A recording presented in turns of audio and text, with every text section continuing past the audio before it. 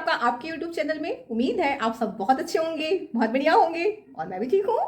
तो चलिए शुरू करते हैं आज की क्लास। कुछ टर्म्स और जानते हैं शेयर बाजार से रिलेटेड। तो चलिए शुरू करते हैं आज की क्लास। कुछ टर्म्स जैसे हम जानेंगे कि ब्लू चिप कंपनी क्या होती है, बाय बैक शेयर्स क्या होता है यानी शेयरों का पुनर्क्रय ये क्या होता है, इनसाइड ट्रेडर क्या होता है जिसको भेदिया या आंतरिक व्यापार बोलते हैं, डिब्बा ट्रेडिंग क्या होती है, यूनिकॉर्न, मिनीकॉर्न और डेकाकॉर्न उद्यम क्या होते हैं। ठीक है, जो स्टार्टअप होते हैं उसमें यूनिकॉर्न, मिनीकॉर्न, डेकाकॉर्न जो उद्यम होते हैं, एंटरप्रेन्योर होता है वो क्या होता है। ठीक है, फिर हम जानेंगे वेंचर कैपिटलिस्ट क्या होते हैं और एंजल निवेशक क्या होते हैं। ये दोनों निवेशक होते हैं। ठीक है, वेंचर कैपिटलिस्ट और एंजल निवेशक, तो इन दोनों को जानेंगे। दोनों एक दूसरे से रिलेटेड है, मतलब एक को समझेंगे दूसरा समझ जाएंगे। और लास्ट में हम जानेंगे सेबी के बारे में। ठीक है, तो चलिए अब इनको डिटेल में जानते हैं। तो ब्लू चिप कंपनियां क्या होती है, सबसे पहले हम जानते हैं blue chip company. Blue chip company वे कंपनियां होती हैं जिनका एम कैप क्या होता है, अत्यधिक होता है। अत्यधिक मतलब वही 20,000 करोड़ से अधिक का होता है। तो ब्लू चिप कंपनी वे कंपनी होती हैं जिनका एम कैप यानी मार्केट कैपिटलाइजेशन, बाजार पूंजीकरण अत्यधिक होता है, उनको बोलते हैं blue chip company. M cap क्या है हमने पिछली वीडियो में आपको भी बताया है। मतलब बाजार पूंजीकरण क्या होता है, एम कैप क्या होता है। एम कैप निकालने के लिए हम क्या करते हैं, शेयरों की बाजार में संख्या और प्रति शेयर बाजार मूल्य जब हम इनका गुणा कर देते हैं आपस में तो हमारा एम कैप निकल आता है। तो जिन कंपनियों का एम कैप अत्यधिक होता है वो क्या होती हैं, ब्लू चिप कंपनियां होती हैं। और ये क्या करती है, ये अपने शेयर धारकों को लगातार लाभांश देती है। यही कारण है कि इनके शेयर धारकों का इन पे क्या होता है, अत्यधिक भरोसा होता है। ब्लू चिप कंपनियां कैसी, जैसे आप देख लीजिए देश में जैसे अडानी हो गया, अडानी, रिलायंस, टाटा, ये सब क्या है, ब्लू चिप कंपनियां हैं। ठीक है, तो पहला टर्म ब्लू चिप कंपनी आप समझ गए। दूसरा है बाय बैक शेयर्स यानी शेयरों का पुनर्क्रय। अब ये शेयरों का पुनर्क्रय क्या होता है, बाय बैक शेयर्स, जब कोई कंपनी प्राथमिक बाजार में विक्रय किए गए शेयर को द्वितीयक बाजार में एज अ निवेशक पुनः क्रय करती है अपने ही शेयर्स को। ठीक है, तो इसको बोलते हैं शेयरों का पुनर्क्रय, बाय बैक शेयर्स। सपोज कोई कंपनी है जिसने अपने शेयर को प्राथमिक बाजार में विक्रय किए। ठीक है, अब प्राथमिक बाजार में जब कंपनी विक्रय करती है उसके बाद वो लिस्टेड हो जाती है। ठीक है, वो अब पब्लिक कंपनी बन जाती है। उसके बाद अब वो कहां से विक्रय करेगी, क्रय कहां से करेगी, द्वितीयक बाजार में। ठीक है, तो प्राथमिक बाजार में जो उसने शेयर विक्रय किए थे कंपनी ने अपनी पूंजी जुटाने के लिए, अब द्वितीयक बाजार में क्या होता है, उनके शेयरों का पुनः क्रय विक्रय होता है। निवेशक आपस में क्रय विक्रय करते हैं द्वितीयक बाजार में, जहां कंपनी को पूंजी का लाभ नहीं प्राप्त होता जब पुनः क्रय विक्रय होते हैं, लेकिन कंपनी की क्या होती है, एम कैप बढ़ती है और शेयरों को जो निवेशक होते हैं शेयरों के क्रय विक्रय से निवेशकों को लाभ होता है वहां पे। ठीक है, द्वितीयक बाजार में, लेकिन प्राथमिक बाजार में कंपनी को प्रत्यक्ष लाभ होता है। तो हमने क्या बोला कि बायबैक शेयर्स क्या होते हैं, जब कंपनी प्राथमिक बाजार में विक्रय किए गए शेयर्स को, प्राथमिक बाजार में विक्रय किए गए शेयर्स को पुनः एज अ निवेशक द्वितीयक बाजार से क्रय करती है अपने ही शेयर्स को, तो वो होती है बायबैक शेयर्स यानी शेयरों का पुनर्क्रय, यानी अपने ही शेयर को फिर से खरीद लिया। अब कंपनी ऐसा क्यों कर रही है, अपने शेयर को क्यों खरीद रही है, ताकि उसके जो शेयर है बाजार में उनकी मात्रा कम हो जाए, उनकी आपूर्ति कम हो जाए। अब किसी चीज की आपूर्ति कम होती है तो उसकी डिमांड, उसकी मांग बढ़ जाती है। तो जैसे ही शेयर कम होने लगेंगे तो उसकी डिमांड तेजी से बढ़ती है। इसका मतलब कंपनी का क्या बढ़ जाएगा, एम कैप बढ़ जाएगा। तो कंपनी अपना एम कैप बढ़ाने के लिए क्या करती है, शेयरों का पुनर्क्रय करती है। ये होता है बायबैक शेयर, शेयरों का पुनर्क्रय। तीसरा है इनसाइड ट्रेडिंग, जिसको बोलते हैं भेदिया या आंतरिक व्यापार। अब ये क्या होता है, जब कंपनी का कोई कर्मचारी कंपनी की सूचनाओं को लेकर कंपनी की सूचनाएं प्राप्त कर लेता है, आंतरिक सूचनाएं प्राप्त करता है, और उन कंपनी की जो आंतरिक सूचनाएं होती हैं उसको कैसे यूज करता है, शेयरों के क्रय विक्रय में यूज करता है और अनुचित लाभ कमा लेता है, या फिर सूचनाओं को प्रेषित करता है किसी व्यक्ति को और उससे लाभ कमा लेता है, यानी उसकी सूचनाओं से कोई और व्यक्ति लाभ कमा रहा होता है, तो इसको बोलते हैं इनसाइड ट्रेडिंग। इनसाइड ट्रेडिंग से भी प्रतिबंधित करता है और यह भारत में एक दंडनीय अपराध है। ठीक है, जैसे आपने देखा होगा कि जब भारत में बजट बनता है, जब मैंने आपको इकोनॉमिक्स में बजट पढ़ाया था तो हमने बताया था कि जब हलवा सेरेमनी होता है, हलवा सेरेमनी के बाद जिन जिन लोगों ने बजट में भाग लिया होता है उनको बंद कर दिया जाता है। बंद करने का मतलब उनका जो सोशल कॉन्ट्रैक्ट है उसको खत्म कर दिया जाता है तब तक जब तक कि बजट पेश नहीं हो जाता है ना। क्यों, ताकि सूचनाएं ना लीक हो। अगर सूचना लीक हो गई तो शेयर बाजार में आप देखेंगे इतनी तेजी से उछाल होगा, इतना तेजी से गिरावट आएगी, मतलब इसीलिए वो बताया नहीं जाता कि सरकार क्या करने वाली है अगला कदम। ये बहुत ही गुप्त सूचनाएं होती हैं। ठीक है, तो जब कंपनी का कोई कर्मचारी कंपनी की गुप्त सूचनाओं का लाभ उठाकर कंपनी की क्या करता है, शेयर को क्रय विक्रय करता है, जिससे वो अनुचित लाभ कमा लेता है या किसी को अनुचित लाभ पहुंचाने की कोशिश करता है, तो इसको बोलते हैं इनसाइड ट्रेडिंग। ठीक है, और यह सेबी इसको प्रतिबंधित करता है। यह भारत में क्या है, एक दंडनीय अपराध है। अब नेक्स्ट है डिब्बा ट्रेडिंग। डिब्बा ट्रेडिंग को भी सेबी प्रतिबंधित करता है। डिब्बा ट्रेडिंग को सेबी प्रतिबंधित करता है, क्यों, क्योंकि यहां शेयरों का जो शेयर्स होते हैं उनका अवैध व्यापार होता है। अवैध व्यापार कैसे, कि मान लीजिए किसी व्यक्ति के पास बहुत सारा ब्लैक मनी है, ठीक है, और वो कैश है, तो वो क्या करेगा, जो शेयर धारक होता है, जो निवेशक होता है, जो दलाल होता है, उसको बोलेगा भाई तुम इसको इन्वेस्ट कर दो, शेयर खरीद लो, जो करना हो करो, और बदले में मुझे मेरा कुछ हिस्सा दे देना। ठीक है, तो जब दलाल या निवेशक क्या करता है, नगद धनराशि लेकर क्या करता है, बाजार में निवेश करता है, और निवेश करके जो रिटर्न कमाता है उसको आपस में बांट लेते हैं। ठीक है, जो लाभ अर्जित करता है उसको आपस में बांट लेते हैं। इसी को बोलते हैं डिब्बा ट्रेडिंग। डिब्बा ट्रेडिंग एक प्रकार का अवैध शेयरों का क्या है, एक प्रकार का अवैध व्यापार होता है। ठीक है, इसे सेबी प्रतिबंधित कर, डिब्बा ट्रेडिंग सेबी प्रतिबंधित करती है। यह शेयरों का अवैध व्यापार होता है जहां कोई निवेशक या दलाल किसी व्यक्ति से नगद धनराशि प्राप्त करता है और उसे शेयर बाजार में निवेश करके लाभ अर्जित करता है और आपस में बांट लेते हैं। और यह उसी दिन होता है। उसी दिन का मतलब इसका जो टाइम पीरियड होता है, जो इसका सेटलमेंट साइकिल होता है, कितना होता है, T+0 मतलब ये इंट्रा ट्रेडिंग करते हैं। इंट्रा ट्रेडिंग मतलब जिस दिन किया आदान प्रदान सारा उसी दिन निपटारा हो जाता है, तो ये इंट्रा ट्रेडिंग होता है। ठीक है, और इसका लेखा जोखा सेबी के पास नहीं होता। यही कारण है कि सेबी इसको प्रतिबंधित करती है। तो भारत में डिब्बा ट्रेडिंग प्रतिबंधित है। भारत में डिब्बा ट्रेडिंग प्रतिबंधित है। ठीक है, अब नेक्स्ट हम जानते हैं कि यूनिकॉर्न क्या है, डेकाकॉर्न क्या है और मिनीकॉर्न क्या होता है। यूनिकॉर्न वे उद्यम होते हैं, यूनिकॉर्न वे उद्यम यानी वे स्टार्टअप होते हैं जिनका मूल्य या मूल्यांकन $1 बिलियन से अधिक का होता है। याद रखिएगा, यूनिकॉर्न वे उद्यम या स्टार्टअप होते हैं जिनका मूल्य या मूल्यांकन $1 बिलियन से अधिक का होता है। तो फिर डेकाकॉर्न क्या होते हैं? डेका का मतलब ही होता है, देखो 10, डेका का मतलब ही होता है, अपने आप में 10 केमिस्ट्री में आपने पढ़ा होगा ना, तो डेका मीन्स 10। डेका का मतलब होता है वे उद्यम या वे स्टार्टअप जिनका मूल्य $10 बिलियन से अधिक का होता है।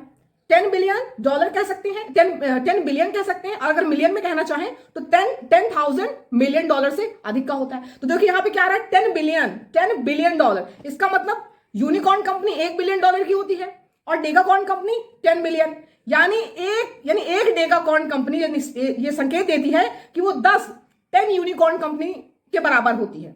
एक डेकाकॉर्न कंपनी 10 यूनिकॉर्न कंपनी के बराबर होती है। ठीक है, तो डेकाकॉर्न कंपनी वे कंपनियां होती हैं जिनका क्या होता है, मूल्य होता है, कितना होता है, $10 बिलियन से अधिक का होता है। ठीक है, वही हम जानते हैं अब मिनीकॉर्न क्या होता है। मिनीकॉर्न कंपनियां या मिनीकॉर्न कंपनी कह दीजिए, स्टार्टअप या उद्यम। ठीक है, ये मिनीकॉर्न वे उद्यम स्टार्टअप या कंपनियां होती हैं जिनका मूल्य 1 मिलियन, यहां मिलियन की बात की जा रही है, $1 मिलियन। और जब हम डॉलर बोल रहे हैं ना, तो अमेरिकी डॉलर है। ठीक है, जितना भी आपको हम पढ़ाते जा रहे हैं डॉलर, वो सब अमेरिकन डॉलर हम आपको पढ़ा रहे हैं। ठीक है, यूएसए डॉलर।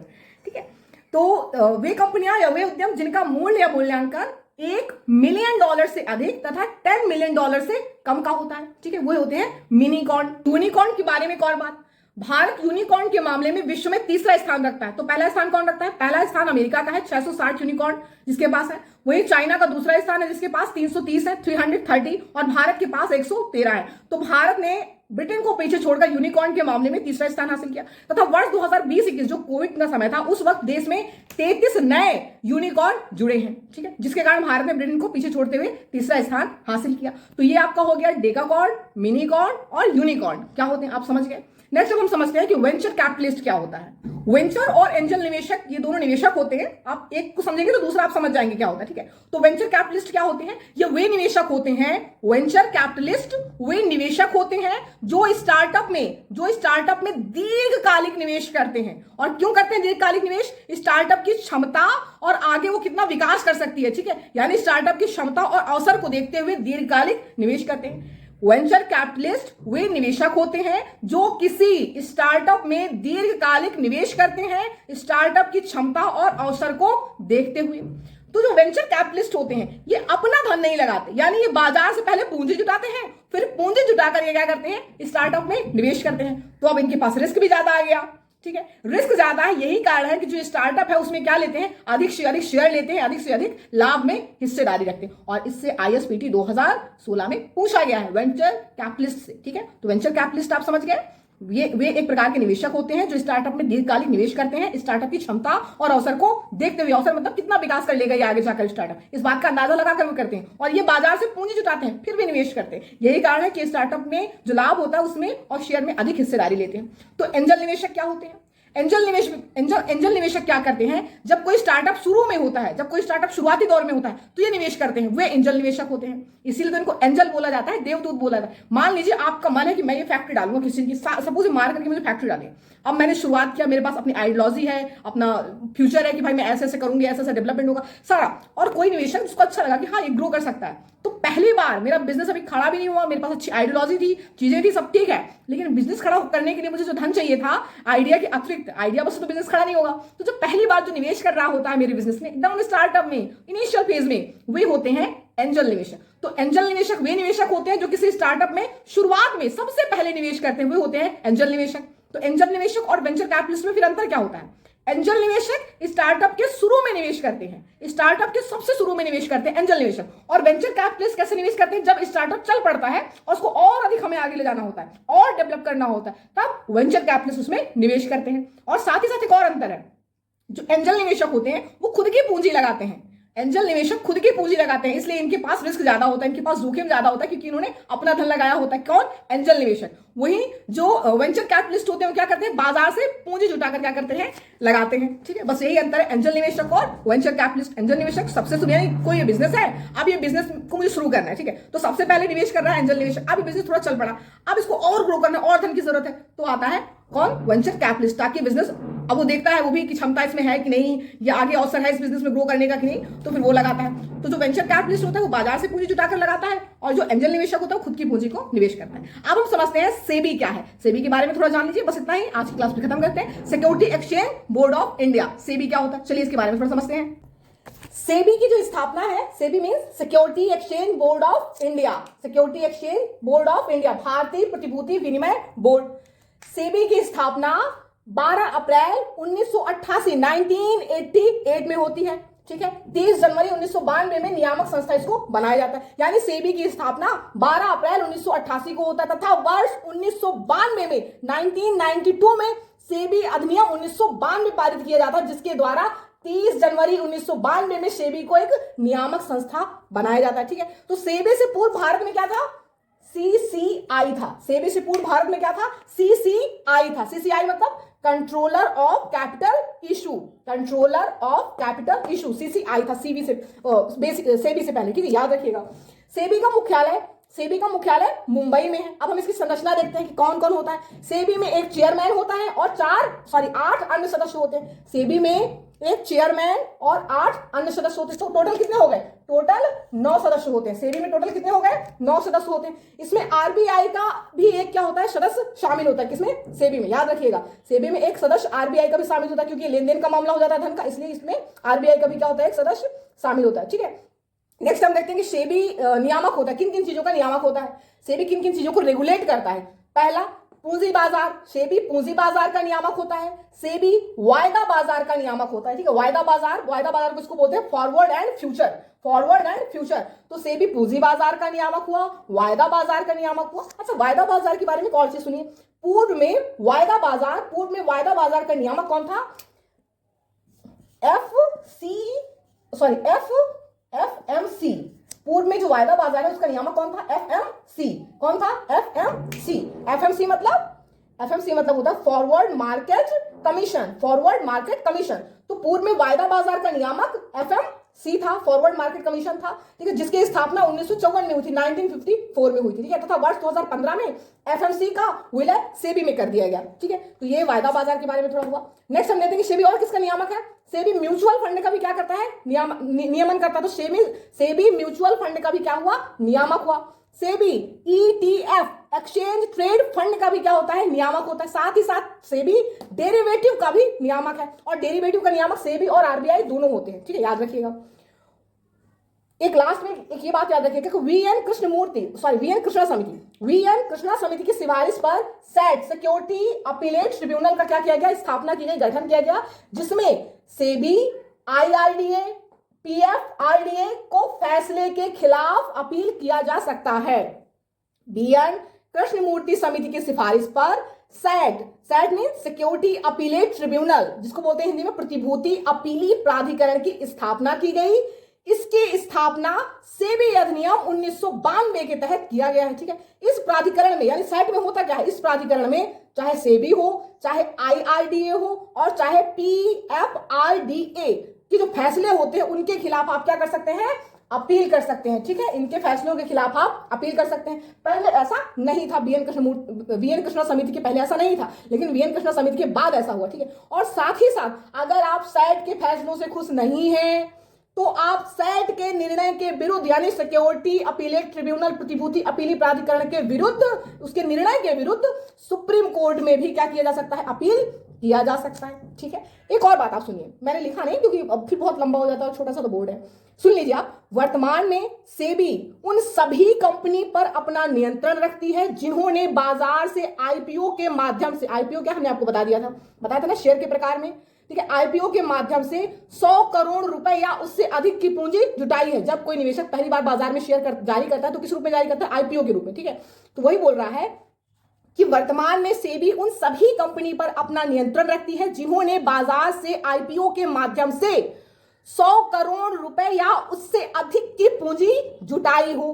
पूर्व में यह कितना था, 500 करोड़ रुपए था, ठीक है, लेकिन अब इसको घटा करके कितना कर दिया गया, 100 करोड़ कर दिया गया, ठीक है। एक और बात, सेबी पूंजी बाजार में निवेशकों के हितों की रक्षा करता है। इसके लिए सेबी द्वारा एक निवेशक सुरक्षा कोष को भी क्या किया गया है, स्थापित किया गया है।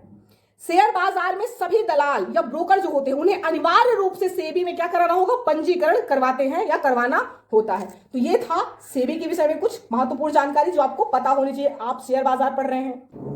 आई होप आपको आज की क्लास समझ में आई होगी, अच्छी लगी होगी। तो चलिए मिलते हैं नेक्स्ट क्लास में। एकदम चिल्ला चिल्ला की हालत खराब हो जाती है मेरी, जोर जोर से बोलना पड़ता है और डाटा स्किप ना हो जाए, फिर होता है कि कुछ छूटे ना, तो रिकॉल होने में फिर कैसा ना हो कि टाइम कंज्यूमिंग हो, तो फिर देखना पड़ता है, वरना बहुत गर्मी भी बहुत है। तो चलिए ठीक है, अपना ख्याल रखिए, हंसते रहिए, मुस्कुराते रहिए, मिलते हैं अगली क्लास में। जय हिंद, जय भारत।